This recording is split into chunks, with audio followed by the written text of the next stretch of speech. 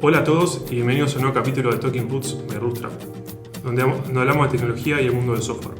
Soy Mario Souto, trabajo como desarrollador aquí en Bootstrap y lo voy a estar acompañando en este episodio en el que vamos a debatir sobre la actualidad de tres lenguajes de programación, particularmente Python, Ruby y Elixir. Para ello estoy acá con tres invitados que van a tomar el rol de representantes de estos lenguajes y vamos a debatir y discutir sobre la actualidad de los mismos. Tengo aquí a Bruno Besoli, programador Ruby, aficionado, se podría decir, a Elixir también. ¿Cómo estás, Bruno? Exactamente, muy bien, Mario. Gracias por invitarme. Por favor. También tengo aquí a Khalil de Lima, programador Python. Khalil, un gusto. Bueno, muchas gracias por la invitación. Y por último, alguien ya conocido, Federico Agripa, programador Ruby también aquí en Bootstrap. ¿Cómo estás, Fede? Bienvenidos. Gracias, Mario. Muy bien. Antes de comenzar con el tema de hoy, ¿le gustaría hacer una pasada y cada uno nos cuente en qué anda en la actualidad? ¿Están aprendiendo algún lenguaje, alguna tecnología, algún libro o charla que se hayan enfrentado en los últimos días que les parezca interesante compartir? Quizá puedo empezar yo. Sí, últimamente me dedico a Ruby casi puro directamente, saliendo un poco de lo que es tanto Rails y aprendiendo un poco más las bases de vuelta. Quizás una charla interesante a la que he vuelto últimamente es de Sandi Metz, para mí una ídola, que es Nothing is Something, que habla básicamente de Null Object Pattern, de cómo muchas veces no deberíamos usar el chequear tanto nulos, sino hacer objetos que lo encapsulen y tengan comportamiento. Y volviendo también a un libro viejísimo del 99 que es TDD de Kent Beck, muy bueno y recomendable las dos cosas. Muy bueno, sí, yo lo leí por arriba, es un libro muy liviano que se sigue bien y es una buena intro para TD. Khalil. Bueno, yo en este momento me estoy desempeñando como desarrollador React Native y Python Full Stack, backend en Python, frontend en React Native. Una charla que está buena y que quiero recomendar, estamos en el bleeding edge de la tecnología, es El arte olvidado de la programación estructurada de Kevin Henney. Es una muy buena charla. Vale la pena escucharla. Muy hardcore tu charla. Pero bien, buena recomendación. Fede. Yo no he estado leyendo nada últimamente. Bueno. Estoy un poquito más metido en open source, buscar issues y jugar con cosas nuevas de Rails. Últimamente estuve leyendo un poco de multiple databases, intentando investigar ahí un poquito qué se viene y cuáles fueron los últimos cambios que hicieron. ¿Alguna novedad respecto a ese tema? Ahora funciona. Antes como que se podía hacer, pero tenías que hacer todo a mano, era un dolor de cabeza. Y ahora funciona medio que ya incorporaron Rails y me emocionó un poco. Justo hoy estaba mirando un poco los issues de Rails 6.1, que se ven un par de cosas lindas como Jardin y alguna cosa más implementada mismo en Rails. Ojalá que salga para Rails 6.1, pero hay que tener muchas cosas en cuenta, así que capaz que no sale del todo. ¿Lo llegaste a probar con algún motor en particular? ¿Postgres o MySQL? Lo probé con Postgres y con el SQLite. Principalmente lo que probé fue tener varias réplicas y varias bases de datos. Funciona bastante bien. Y lo que quería probar en serio era empezar a jugar con bases de datos no relacionales como Mongo y Elastic, pero ya ahí empieza a jugar más Active Record y otras cosas que más complicadas. Claro, ya no es tan straightforward. Sí. Bien. Bueno, como dijimos en la intro, la idea de hoy es charlar un poco sobre la actualidad de estos tres lenguajes, Python, Ruby y Elixir. No por nada en especial, me gustaría comenzar una pregunta para Bruno. Bruno, vos hoy en día programás Ruby y si bien programás Ruby tenés una cierta simpatía en particular por Elixir. ¿Qué te llevó a hacer este cambio de Ruby a Elixir? ¿Qué le ves a Elixir que te atrae tanto que quizás Ruby no tiene? ¿O cómo te sentís al respecto hoy con Elixir? ¿Y por qué es que te atrae? Creo que lo que me atrajo principalmente fue la búsqueda de otros problemas. Como dije al principio, estoy más enfocado en la parte de Ruby y más de algoritmos y arquitectura, más allá de lo que es Rails. Me cansé mucho del mundo web de necesito 5 endpoint REST, hacerme 3 servicios y cosas así como si fuese un pedido de supermercado. y quería algo más desafiante y encontré Elixir, que tiene un mundo muy diferente a lo que estamos acostumbrados en web, que es muy stateless. Elixir es todo lo contrario, es algo que sirve mucho para hacer cosas stateful. Nació como parte de Ericsson, la compañía de telecomunicaciones, y estaba hecho para mantener comunicaciones justamente entre dos o más puntos, o entre dos o más computadoras, digamos teléfonos al principio, y de manera que hasta se pudiera hacer deploys mientras se hablaba un teléfono a otro, lo cual es impresionante y me parece que tiene mucho poder. Mi curiosidad vino por ese lado, también por el lado que es funcional, que me interesaba aprender, y porque tiene la sintaxis de Ruby, que es una sintaxis que me encantó el momento que probé Ruby. Bien. ¿Te costó el pasaje a un paradigma más funcional con Elixir viniendo de Ruby o fue algo que fue sencillo de pasar? Me costó bastante al principio. Digamos... ¿Con qué conceptos te enfrentaste más que fue difícil de agarrar? Uno de los conceptos es inmutabilidad, claramente, que estamos acostumbrados a cambiar objetos y no transformar data, digamos.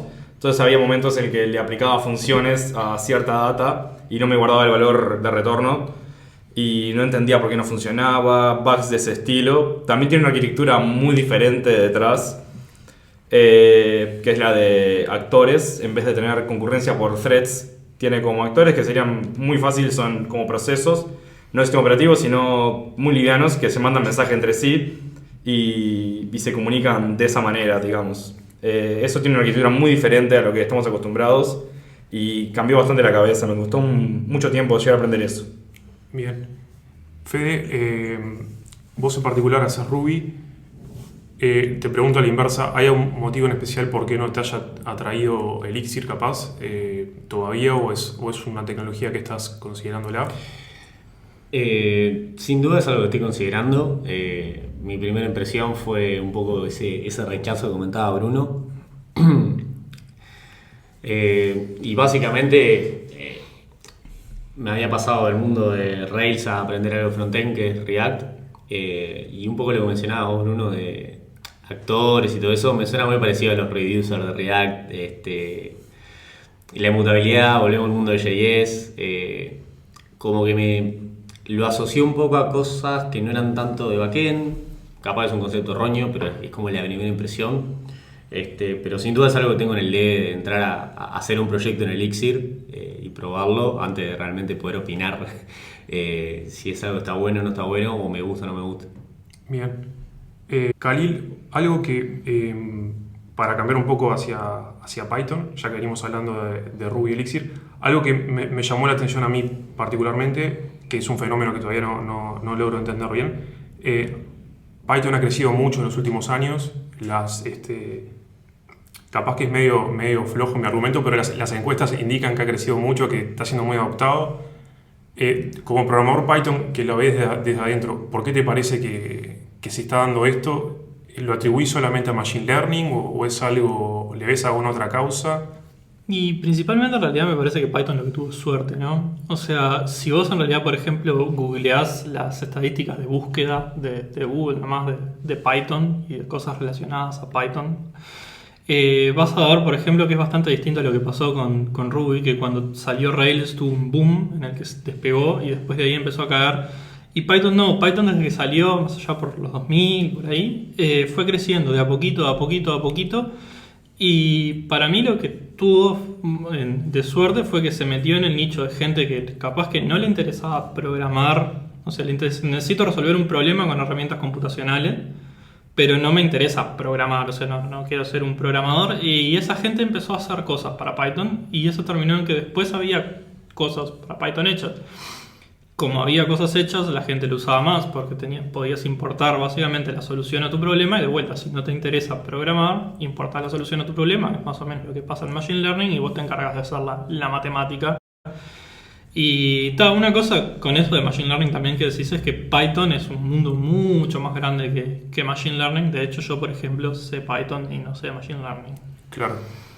O sea, vos ves que agarró fuerza dentro de gente que utiliza la programación como una herramienta y no como un fin en sí mismo, capaz. Exactamente, y tal. Eso no quita que haya muy buenos programadores Python, ¿no? Claro. Pero tuvo como una gran recibida de la comunidad porque era un lenguaje sencillo, fácil de usar, no hay que compilar, que las alternativas en esa época, o sea, allá cuando empezó no eran tantas quizá, con ese tipo de facilidades, es multiplataforma, corre en Windows, corre en Linux, corre en Mac, y vos te llevas tu script de Python y mientras sea más o menos estándar anda en todos lados, y todas esas condiciones juntas me parece que dieron cabida para que el lenguaje fuera creciendo y tuvieron crecimiento sostenido. Muchas universidades, por ejemplo, también lo usaron como lenguaje para enseñar programación, porque no es un lenguaje complejo de aprender, no tiene un compilador. Creo que en Norteamérica el defecto es, por defecto se enseña con Python, me parece. Sí, acá, o sea, en general se utiliza, o sea, no como el lenguaje principal, pero lo ves durante la carrera cuando necesitas hacer algo. Por ejemplo, en teoría de lenguajes en facultad, se utiliza un lenguaje que es fácil de aprender para soportar un curso que es mucho más denso, que es el curso de teoría de lenguaje. Bien. No te quiero pinchar todavía con Python 2 y Python 3, ya vamos a ir para ahí. Claro. Una pregunta para los tres que me gustaría hacer es, yo lo que veo es que muchas veces en los productos más enterprise, generalmente la opción por defecto se vuelve Java. Hay mucha gente que ahora está probando con otros lenguajes como por ejemplo Go y Rust. ¿Les parece a los tres que puede haber una opción para que Python se empiece a volver este lenguaje nuevo para productos más grandes, quizás? Por ejemplo, que de aquí a 5, 10 años, cuando alguien tiene que considerar hacer un producto más grande, que sabe que va a ser usado por mucha gente, de repente diga, bueno, ¿por qué no hacerlo en Python en lugar de hacerlo en Java o en Go o en otra cosa? Bueno, Instagram es un producto bastante grande y está hecho en Python, ¿no? O sea, por Claro. ejemplo, y usado por bastante gente. Y en general, o sea, me parece que lo que tienen todo ese tipo de lenguajes, incluyo a Ruby sobre todo, es que está la concepción esa de como que el lenguaje es lento, Sí. que en el caso de Java y eso, por ejemplo, capaz que no está. Y capaz que cuando vos tenés algo más enterprise, tus preocupaciones son otras. Por ejemplo, ese tipo de lenguajes para mí brillan mucho en el mundo de los MVP, de las startups, porque son lenguajes con los que es fácil programar. Entonces, si yo necesito validar una idea rápido porque quiero salir al mercado antes que mi competidor, capaz que no me importa qué tan bien programado, qué tan rápido esté la aplicación, mientras yo estoy antes que él y yo vendí antes.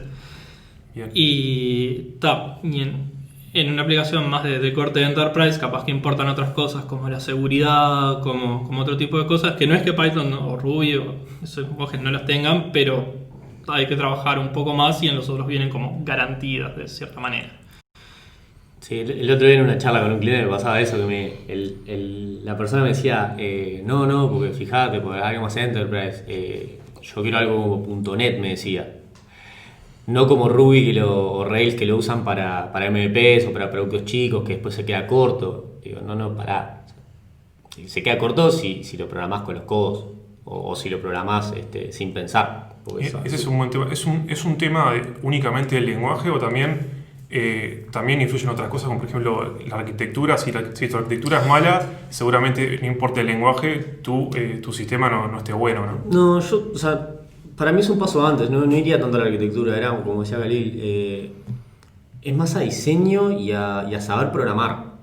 Si vos agarrás y mirás cualquier respuesta en Stack Overflow, mirás cualquier guía, copiás y pegás y listo, no vas a ver un montón de cosas que puedes mejorar de código, de diseño, de cómo armar los objetos, de cómo armar la arquitectura, etcétera, cómo haces un join, cómo haces un include. Hay mil y un cosas. Meter un n+1, es muy fácil meter un n+1 en Rails si no sabes programar y si no le prestas atención. Entonces hay muchas formas de que tu código no performe.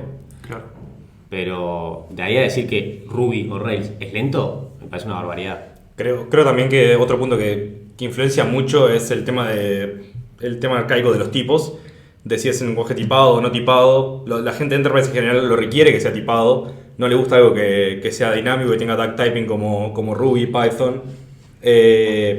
Pero en sí nunca, creo que en años de programación nunca me encontré con ningún error de esta variable no es lo que yo esperaba, por lo menos en el mundo Ruby no.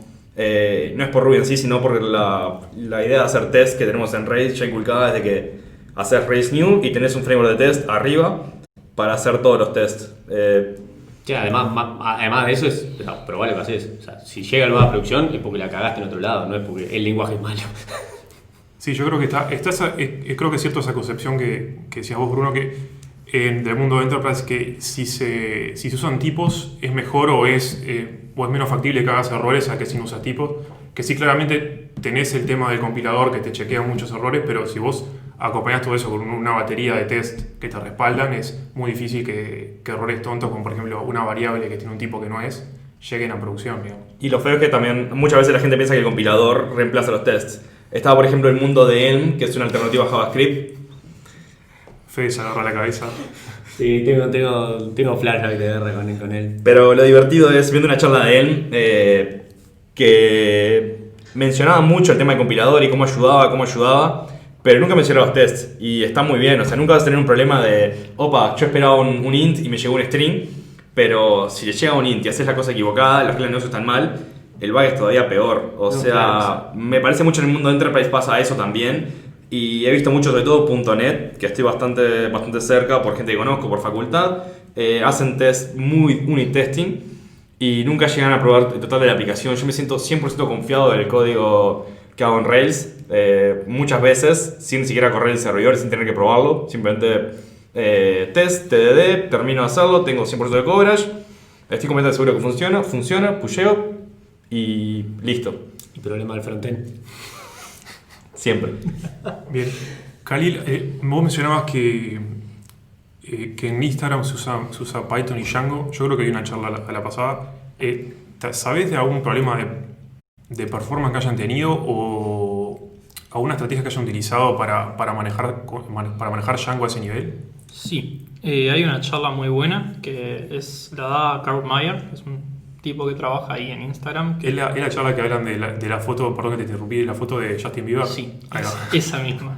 Que el problema que cuentan es justamente ese. Ellos, uno de los principales problemas que tuvieron que solucionar en Instagram fue Justin Bieber, que era tipo un early adopter de Instagram. Y ellos tenían los likes en una base de datos y el tema es que Justin Bieber subió una foto y todo el mundo le daba like. Sí, se le prendían fuego a los servidores. Sí, básicamente, y tuvieron que escalarlo, o sea, tienen una versión, la charla esa es vieja, ahora deben haberlo actualizado, pero en ese entonces tenían una versión muy tocada de Django 1.8.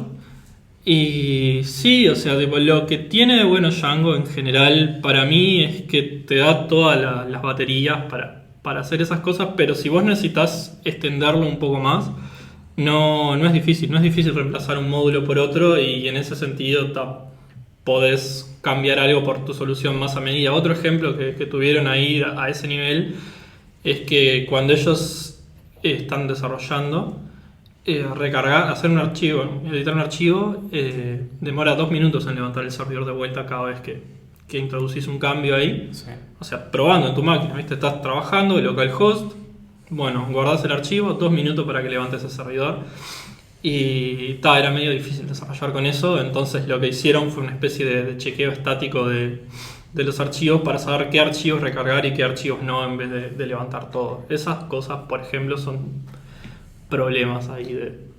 Bien, ya que estamos en Python, quería ir ahora sí al tema de que hay muchos memes en la vuelta de Python 2 y Python 3. ¿Qué fue lo que sucedió ahí? ¿En qué estado se encuentra esa migración? ¿Cómo fue que pasó esa como desmacheo entre versiones de Python?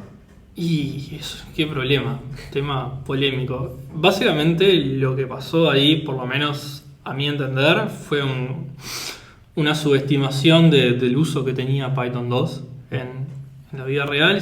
No se esperaban el éxito que tuvo.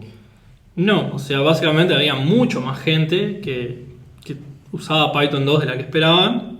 Y Python 3, el otro error que tuvo, que en realidad error a medias, porque para mí era una decisión que en algún momento había que tomar, es que no es retrocompatible con Python 2, básicamente. O sea, vos tenés un código Python 2 y no te garantizo que corra en Python 3, pero no es que corra con errores o no te garantizo que corra bien, no te garantizo que puedas ejecutar ese archivo. Claro. Y esa migración no es del todo automática, no había herramientas para hacer esa migración de manera correcta. Y el tema es que vos tenías empresas a veces que tenían codebases de años, ¿no? O sea, tipo, estamos hablando tipo todo lo que programé de acá a 5 años y que lo Sí, uso y que mis hay que clientes- tirarlo y hacerlo de vuelta. o cambiarlo y con el riesgo de mantener dos codebases al mismo tiempo y tengo que seguir sacando features porque mis clientes me siguen comprando a mí y mi código está en Python 2. Claro. Y eso fue el principal problema. Hubo intentos, estuvo Six, por ejemplo, es una biblioteca que sacaron para tratar de compatibilizar el código, pero casi todo lo que apuntaba era que el código que vos desarrolles de ahora en más sea compatible con Python 2 y con Python 3 y que lo programas en el estilo Python 3, ¿no? Porque si no, seguimos en el mismo problema. Y o sea, básicamente lo que hubo que hacer, que no fue hace mucho, fue tipo el año pasado, una cosa así, fue decir, bueno, Gris ya está, se cortó acá, o sea, no le vamos a dar más soporte a esto. Suerte. O sea, y ahora en realidad, o sea, supongo que debe haber un montón de gente que todavía usa Python 2. Pero con eso de que ya no tenés más soporte, no se van a corregir ni siquiera problemas de seguridad, Sí, es el momento de... es el momento de decir, bueno, o sea, arrancar algo nuevo o continuar esto que está en Python 2 es una mala idea y deberíamos empezar a concentrarnos en migrar a Python 3. Eso que vos contabas de SIG, ¿en qué quedó ese intento de compatibilizar un poco ese código con Python 2 y Python 3? Six está ahí, es una biblioteca que funciona bastante bien. Lo que hace sobre todo es tener, por ejemplo, en Python 2 los strings eran bytes por defecto en vez de ser Unicode. O sea, ¿Es como un chequeo de código estático o es...? no, básicamente es como una especie de multiplexer que dependiendo en qué estés corriendo te dice, bueno, o vas para esto en Python 2 o vas para esto en Python 3.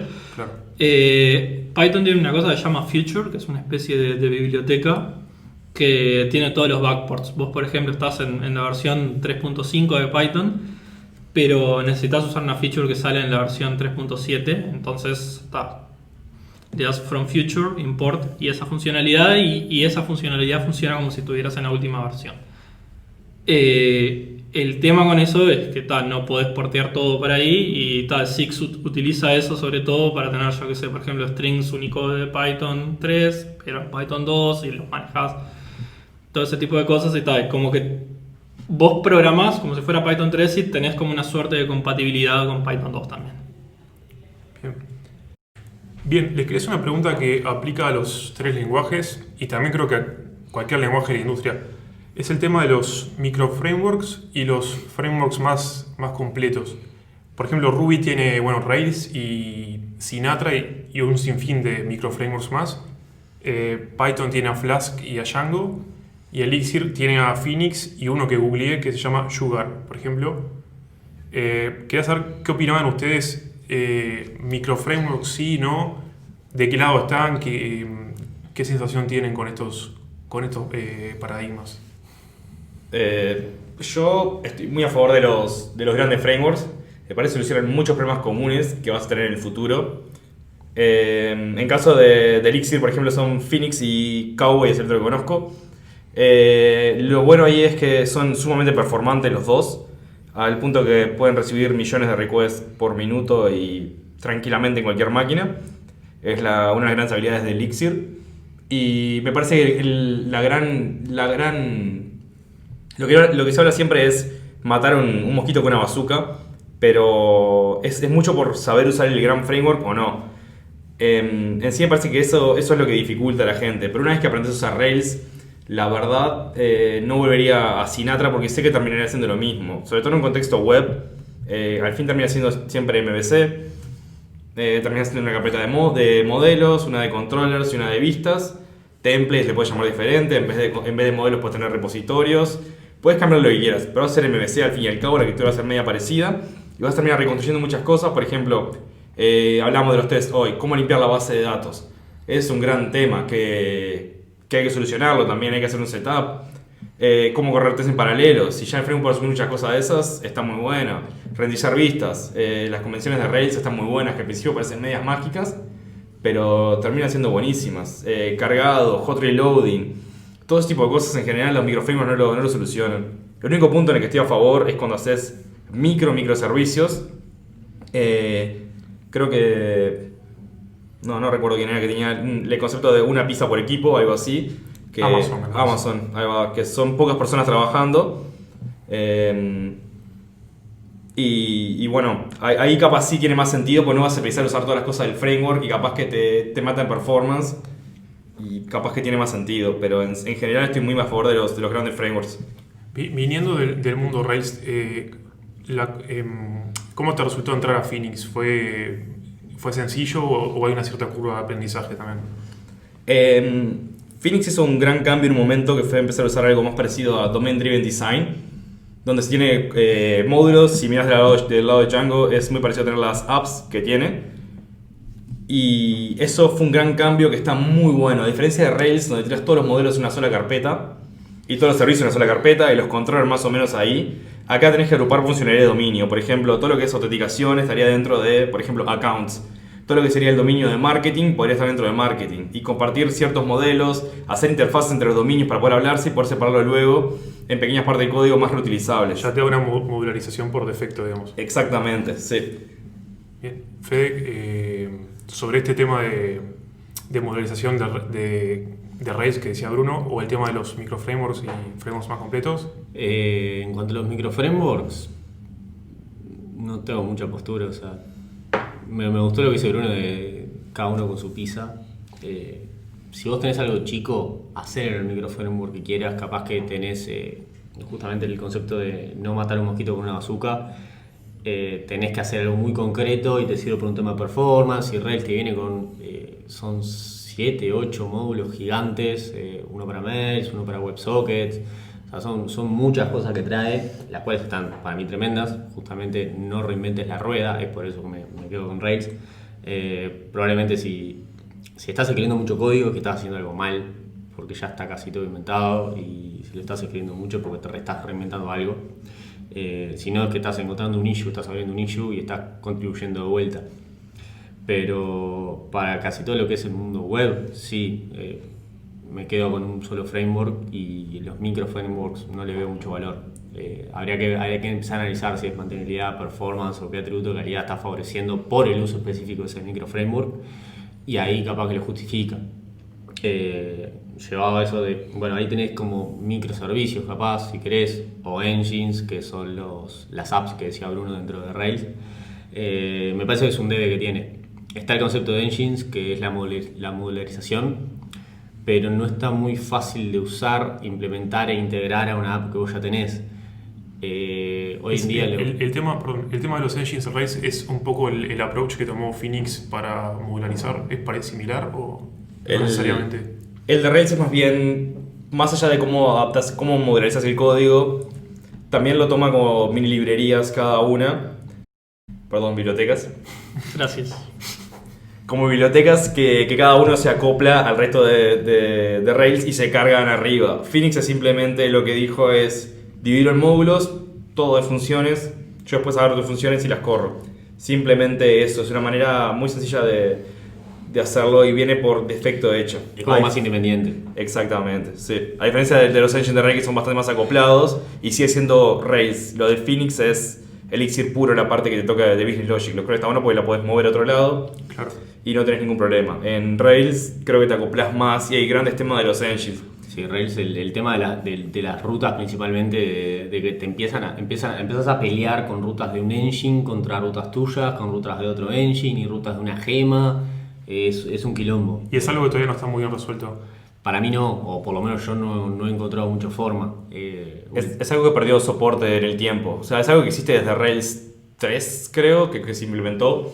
Pero la documentación también es más o menos de Rails 3. O sea, no ha recibido nada de cariño y no ha sido muy usada. Una alternativa siempre son los Private Active Models, que es hacer eso mismo, dividir simplemente como en mini módulos y tener diferentes versiones. Por ejemplo, quizás para mostrar un post simplemente te interesan ciertos atributos de ciertas funciones, pero para saber qué cantidad de visitas tiene un post te interesan otras. Uno tendrías en blog/post y otro tendrías en analytics/post. Es el mismo objeto, misma base de datos, pero los métodos son diferentes. Claro. Y Me parece que el problema en todo eso es también el tema de que muchas veces se confunde con microservicios. Que un engine no es un microservicio, porque como decía Bruno, es la misma base de datos. Y es la misma app. Microservicios son apps distintas, con bases de datos distintas, sincronizadas muchas veces con un sistema de queues. Sí. Acá es la misma app o múltiples apps que están conviviendo en una sola. En el mismo proceso. Sí, mismo en la misma app. Entonces es difícil hacer que muchos convivan en un mismo lugar. Que hay, bueno, capaz que Galil nos puede decir cómo funciona en Python, que me parece que de entre los tres es el que mejor lo ha resuelto. Más o menos, o sea, tipo, primero mi postura en esos frameworks, microframeworks, es en general microframeworks no. Depende mucho de tu caso de uso y de cómo diseñes también tu aplicación, ¿no? Eso es algo que importa. Yo había leído un artículo hace relativamente poco que era sobre cuándo no usar Rails para tu aplicación. Polémico, pero daba un par de piques interesantes y que en realidad eran más bien externos a Rails, sino a ese tipo de frameworks en general para mí, y se puede extrapolar perfectamente a cosas como Django. Y te da cosas como, o sea, si vos, por ejemplo, si tu idea de escalar la aplicación es, por ejemplo, pongo otro servidor igual al costado y un load balancer, ya está, usa Django y no te estreses porque tipo, tu aplicación funciona y va a funcionar y le pasás la tarjeta de crédito y escala todo lo que quieras. Así cualquiera. El tema es que, claro, si vos, por ejemplo, tenés una parte de la aplicación que querés separar y escalar por separado, eso con Django, por ejemplo, ya no es tan trivial de hacer. Tenés que empezar a partir la base de datos, te empezás a parecer más a lo que decía Fede de microservicios con bases de datos independientes, corriendo de manera distinta. Y ahí capaz que en algunos casos sí te rinde usar un microframework de esto porque o necesitas performance o no es tan grande. Otra cosa que daban, por ejemplo, ahí es que decían que Rails, y yo opino que Django también cae en la misma bolsa, es un framework que está pensado para una codebase mediana o grande con un equipo chico a mediano que la mantiene. Si vos tenés mucha gente manteniendo un código de esos es un quilombo también, y todo ese tipo de cosas son decisiones que tomás más de cómo diseñás la aplicación y en base a eso y al problema que quieras resolver, qué herramienta usar. O sea, medio como todo en este mundo depende de tu problema. La gran respuesta de la arquitectura. Depende. Sí. A mí me gustó la parte que dijiste de escalar con tarjeta, y creo que gente la subestima esa. Que mucha gente se queja mucho de Heroku, de que cobra caro y todo, y que prefieren algo que sea más performante. Sí, ok, pero ¿qué tan difícil es deployar con Heroku? Cero, no preciso ni siquiera DevOps en general, o si preciso alguno que más o menos cuide y sepa algo. Volvemos a la charla típica de cuánto te sale escalar con tarjeta y cuánto te sale el sueldo de DevOps. Exactamente, y cuántos DevOps precisás, porque si es un equipo tan grande vas a precisar muchísimos. Cuando en realidad vos esos DevOps ya lo tenés por detrás en Heroku que están trabajando para vos. No gratis, pero con eso que pagás y tenés manera de nivelarlo, digamos. Sí, el tema presupuestal también entra en la decisión que querés tomar, ¿no? Algo que a mí me molesta mucho también, que es parecido a lo que mencionaba Bruno la pasada, que claro, depende, en mi opinión depende el momento del proyecto con el framework y el lenguaje que vas a utilizar, ¿no? Mismo tu proyecto, a medida que va evolucionando, capaz que requiere otro tipo de solución, pero es como que la sensación que me queda es que la industria siempre quiere buscar una única solución, una única herramienta para todos los problemas, ¿no? Que resuelva todos los problemas. Que, bueno, no sé qué opinan ustedes, pero siempre se quiere como que forzar quiero usar este lenguaje para todo, quiero usar este framework para todo, y quizás ese framework no esté hecho para ese problema. A mí un caso que me gusta mucho de eso, de cuándo usar la herramienta correcta para cada problema, es un caso que Khalil va a estar de acuerdo conmigo, que tiene la camiseta de Rust puesta en este momento, literalmente. Fue el caso de Discord, donde usaron Elixir más Rust para escalarlo a millones de conexiones concurrentes. Lo que hicieron fue hacer estructuras de datos sumamente complejas. La explicación era algo voladísimo, o sea, una mezcla entre hashes, entre árboles, entre todo, como una bestia. Todo en Rust para acceder a todo en orden 1, básicamente. Insertar en orden 1, acceder en orden 1, todo en orden 1. Y usaban Elixir para mantener las conexiones concurrentes entre los usuarios. Entonces iban guardando en Rust y accedían de ahí porteando con Elixir. Y eso fue usar dos tecnologías que cada una sirve para su propio problema. Por ejemplo, Elixir es muy bueno para concurrencia, pero ya cuando estamos hablando de algoritmos queda lento porque no es compilado para empezar. Es compilado, no compila a código máquina, es así. es un problema que corre sobre una virtual machine. Y Rust sí es compilado de código de máquina, pero hacerlo concurrente no es tan sencillo como es en Elixir, que está hecho básicamente para eso, es el caso de uso. Bien. Fede, ¿ibas a decir algo? No, sí. No, básicamente yo también me voy al no rotundo de algo para todo. No, además entras en vicios. O sea, cada uno aparte tiene, por un tema de la comunidad, de los programadores y la gente, cada framework y lenguaje tiene su vicio. Algunos van más a la mantenibilidad, otros van más a la performance, otros van más a, yo qué sé, seguridad, etcétera, etcétera. Tenés que salir un poquito del lenguaje de siempre para darte cuenta de cuál es la mejor solución para cada uno y poder tomar una buena decisión, como el caso de Discord que comentan. Decir, esto, sí, lo puedo implementar con Rails, lo puedo implementar con Django, con Python, con lo que se me antoje. Pero es una buena decisión. Capaz que demoro 6 meses en aprender a usarlo, Rust, o en aprender a armar una estructura, pero lograron algo en orden 1. Lograr eso, algo en orden 1 en Rails complicado, no te va a salir. ¿Khalil?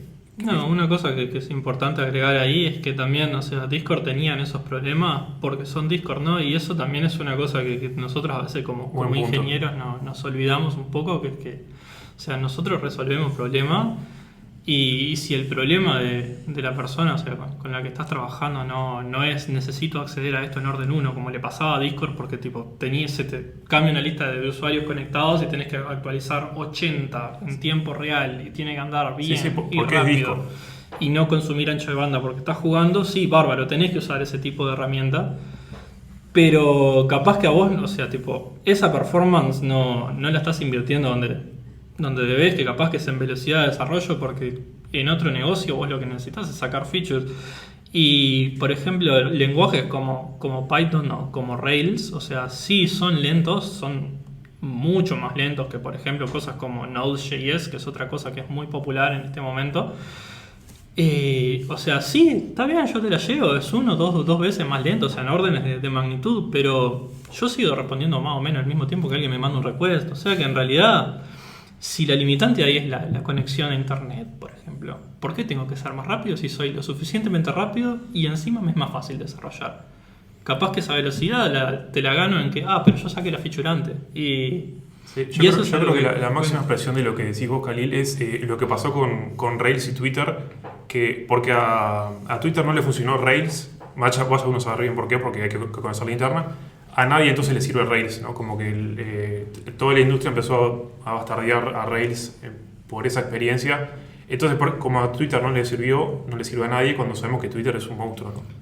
Claro, pero a Twitter tampoco le sirvió Rails cuando estaban en un estado bastante más grande, ¿no? Como startup. Allá por el 2009. Claro. Eso es otra cosa, o sea, cuando tenés el mundo entero como tu cliente, sí, capaz que no te sirve Rails así nomás y tenés que elegir otra solución. Y es razonable porque tenés otro problema. Ya tu problema no es tener una gran user base, llegar a muchos lados, tipo, tu problema es que eso ande bien y ande rápido con esas dimensiones. Claro, no es que tenés que sacar muchas features y precisás desarrollar rápido, precisás desarrollar 3 o 4 cosas que anden bien. Claro, la idea ya la validaste, sí, ya está. Sí, creo que la frase que aplica para la gente que está buscando hacer ese tipo de cosas es: no sos Google. No busques esos problemas, o no sos Amazon, que tiene una arquitectura muy especial de equipos donde les sirvió tener 50 microservicios ya que tenían tranquilamente. Nada más, creo que tenían más. Que eran más, ¿no? Sí. 200, 500, eran muchos microservicios. O sea, un equipo de una pizza son 4 personas. Verdaderamente tienen cantidad, pero le sirven a ellos simplemente. No es un... Pasa que hacen tantas cosas distintas y no tienen ni idea. Capaz que mañana funciona una, mañana funciona la otra. No tienen ni idea de qué va a pasar la semana que viene. De eso, por ejemplo, yo conozco una anécdota de que una persona una vuelta dice tipo, estamos guardando tipo todos los logs de todas las modificaciones de todos los usuarios y todos los registros en la misma base de datos que nuestra lógica de negocio, y esto va a crecer y crecer y crecer. Y es tipo, pero pesa 20 megas la base, o sea, no es que tipo que estás en un estado donde se te va a llenar el servidor. ¿Eso fue en Amazon o en otro? No. Escuché por ahí por la vuelta. Claro. Pero claro, ahí, o sea, no tenés claro cuál es tu problema en ese momento. Capaz que vos con eso, tipo, con ese log, te pudiste hacer una auditoría y algo te estaba funcionando mal y lo arreglaste. Y en realidad sí, o sea, tipo, estás generando todo ese ruido en la base de datos en la que tenés tu lógica de negocio y capaz que a largo plazo yo te llevo que no es la mejor estrategia, pero vos tenías un problema ahí y lo resolviste de acuerdo a los recursos y al estado en el que estás. O sea, pagás una base de datos de 2 GB y estás usando 20 megas. No es un problema claramente tipo que metas logs. No ahí es una buena solución. Y el log fue una buena solución ahí. O sea, tipo, con eso la gente se dio cuenta qué estaba pasando y lo arregló. Bien. Bruno, volviendo un poquito al tema de tu pasaje de Ruby y Elixir, ¿hay algo que Ruby tenga que Elixir no? Que digas, ¿cómo extraño esto? O estaría bueno que lo agregaran, o viceversa, ¿no? En general creo que Ruby está haciendo muy buen trabajo para cumplir con las features que no tiene. Como te digo, estaría bueno quizás a nivel de concurrencia, que es el que más me interesa, tener el sistema este de actores, que es bastante mejor que tener mutex, que cualquier cosa de facultad siempre dijeron, o sea, cualquiera que se haya topado con ellos le dijeron que son malísimos para trabajar, son muy complicados, los threads son muy pesados, lo cual ya está saliendo. Hay algo que se llama Fiverr en Google, que hace justamente eso. Hay otro más, pero no me acuerdo el nombre, tiene un nombre muy raro. Lo hizo el Ponja. El Ponja y el repo todavía está en japonés. ¿No? Exactamente, No le sí, podía- no, me costó un poco. ¿Lo hizo Max? No, Otro amigo Ponja. Los test en paralelo fue una muy buena adición. Por defecto en Elixir corre en paralelo directamente. Es algo que es necesario, me parece, darle atención a los tests. Pero más allá de eso, me parece que los dos vienen por muy buen camino y cada uno toma las decisiones que tiene que tomar. Por ejemplo, algo que me gustó muchísimo fue que Ruby en un momento sumó el Pipe Operator. Pero no me gustó que lo sumaran, me gustó que lo sacaran. Que tuvieron la decencia de decir, en un lenguaje donde es orientado a objetos, No no, tiene sentido. preciso tener un Pipe Operator, la verdad, es incómodo, va a traer más confusión de lo que ayuda. Saquémoslo, o sea, estuvo perfecto. Cuando te das cuenta de que algo no sirve de verdad. Fue hermoso cuando le explotó el thread ahí, sacame esto de acá.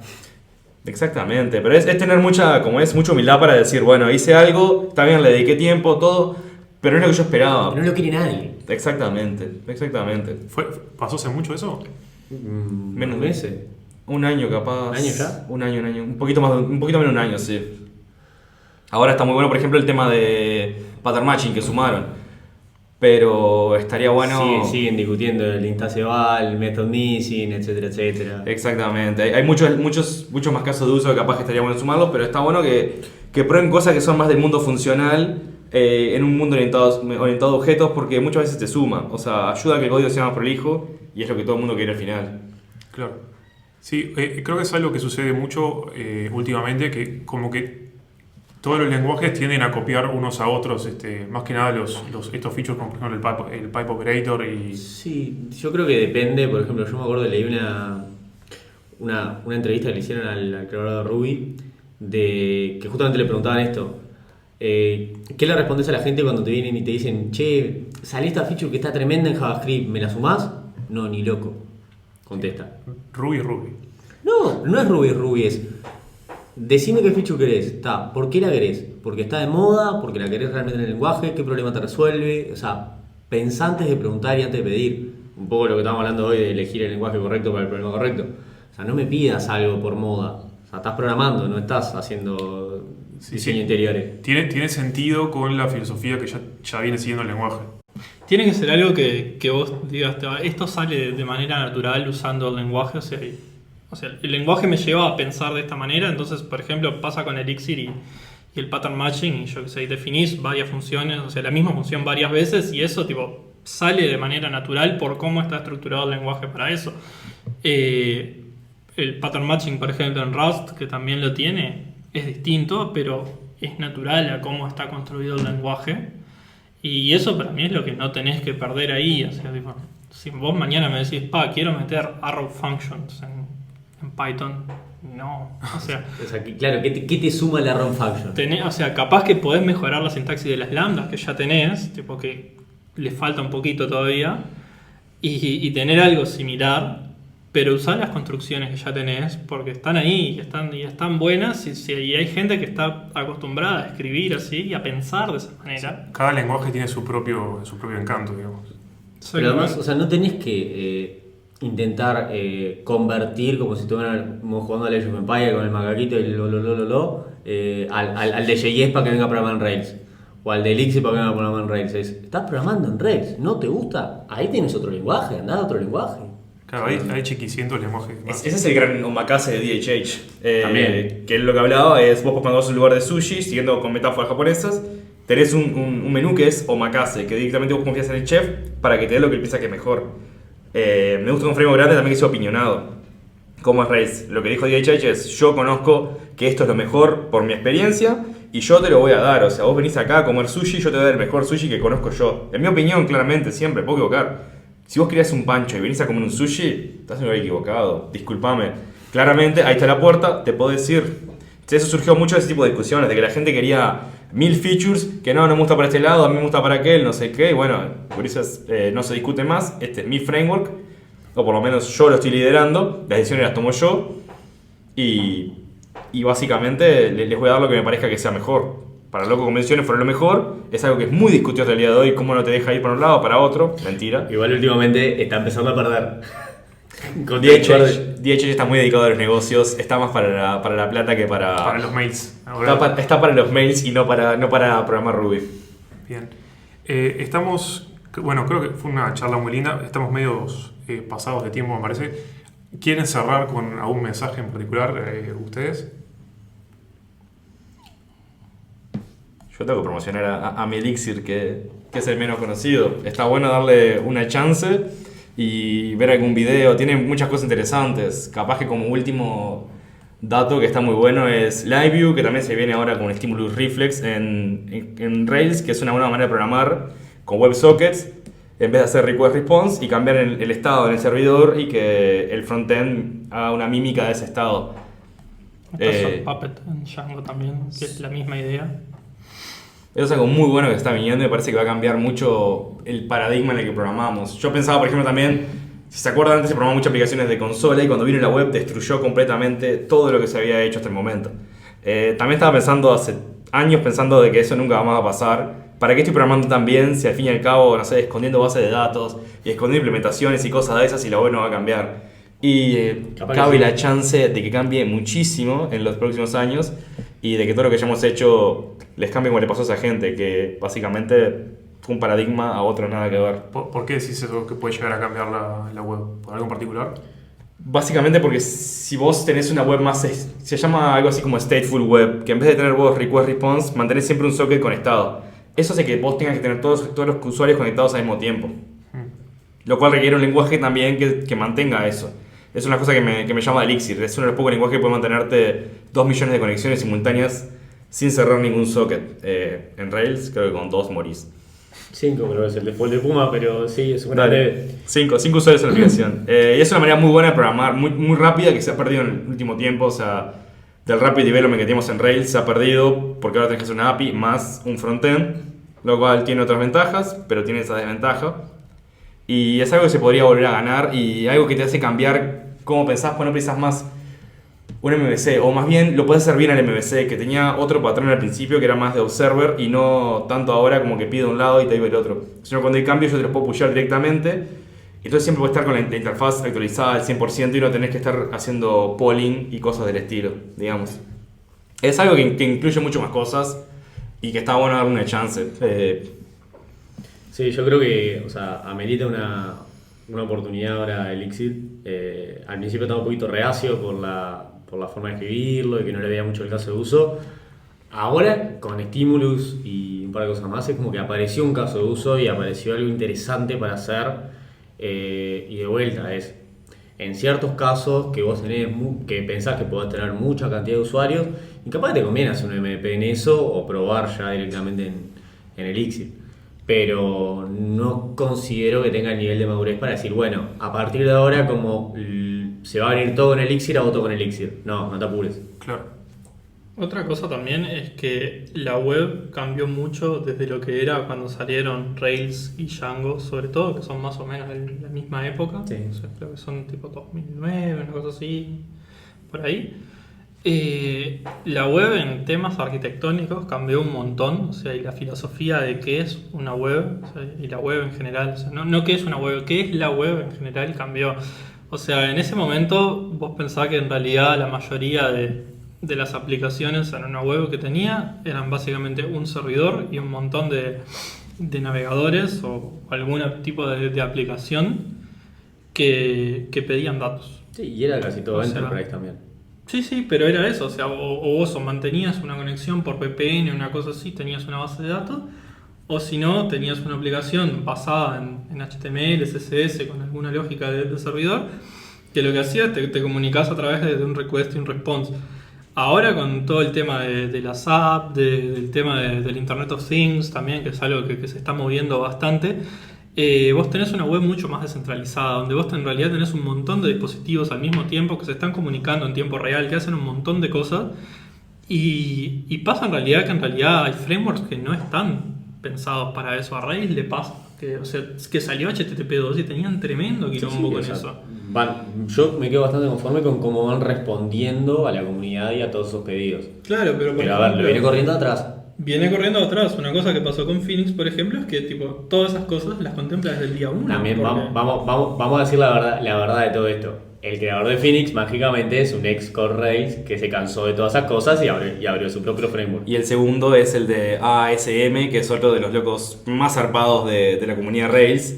Claro, y claramente los dos juntitos son no las fue una bestias. coincidencia.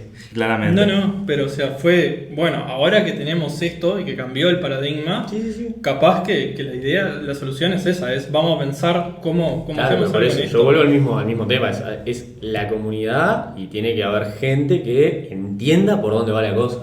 Sí, eso fue divertido. En Phoenix se implementó, creo que a la nada que salió HTTP2 como oficial, pasaron un par de meses y ya tenía HTTP2. Múltiples databases, desde el principio casi, que ya lo tenían y funcionan divinas. Todo eso, test paralelo también, que fue gran cosa en red, venía incluido. Todo ese tipo de cosas están muy bueno verlas, sobre todo porque aprendieron todos esos errores que tuvo Rails, o decisiones que tuvieron que tomar apurados, o cosas del estilo, ya tuvieron el diario el lunes y claramente no lo sufrieron. Sí, me quiero quedar con eso que dijo Khalil, ahora lo último que me pareció interesante. Cambió el uso que se le daba a la web, lo que era hace 20 años es distinto a lo que es ahora, totalmente, y lo usamos para prácticamente todo, y prácticamente todo pasa por la web. Pero no solo lo usamos, sino de manera distinta lo usamos. Eso Sí. para mí es lo más importante. Totalmente, estoy 100% de acuerdo.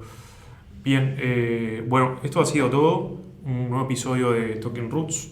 Espero que les haya gustado. Obviamente el feedback es siempre bienvenido. Nos pueden escribir a info@rootstrap.com. Y bueno, un gusto tenerlos a ustedes tres en este episodio. Gusto nuestro. Muchas gracias. Marito.